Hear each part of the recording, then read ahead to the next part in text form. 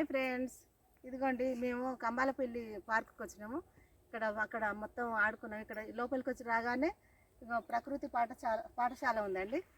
ఇదిగో అక్కడ మనకు ప్రకృతి పాఠశాల ఇక్కడ కూర్చొని మనకు నేర్పిస్తారు. ఇప్పుడు ఆ రోజు పూర్వకాలంలో అప్పుడు ఇక్కడ ప్రకృతిలోనే పాఠాలు నేర్చుకునేది కదా గురువుగారులను పెట్టి. అయితే ఇక్కడ చూడండి, అప్పుడు పూర్వకాలంలో ఎట్లున్నదో ఇప్పుడు అట్లా ఉంచిందండి.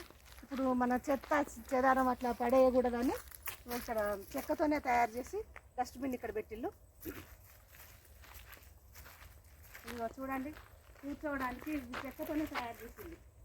చెక్కతోనే తయారు చేసి ఇక్కడ ప్రకృతి పాఠశాల ఇదిగో ఇక్కడ మనకు సార్ వాళ్ళు చెప్తారు. ఇది వెదురు బొంగుతోనే తయారు చేసిందండి.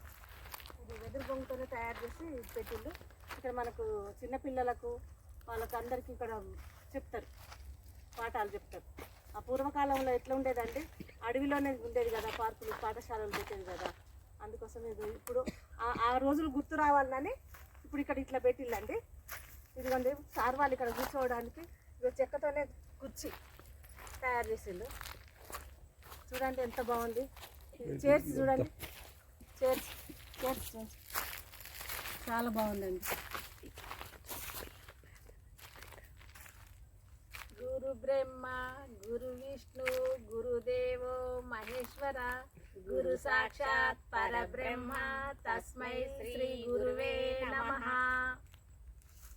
చూడండి గురువు గారులకు ఎంత పాట పాడుతుంది. పూర్వకాలంలో ఎట్లా నేర్చుకునేది ఇప్పుడు అది చూపిస్తారు. అయినా ఇప్పుడు అప్పటి రోజులు ఇప్పుడు లేవు కదండి. అయితే చిన్నపిల్లలకు ఇప్పుడు తెలవాలని ఇప్పుడు ఇక్కడ ఇట్లా పెట్టిళ్ళు. చూడండి. Bye friends.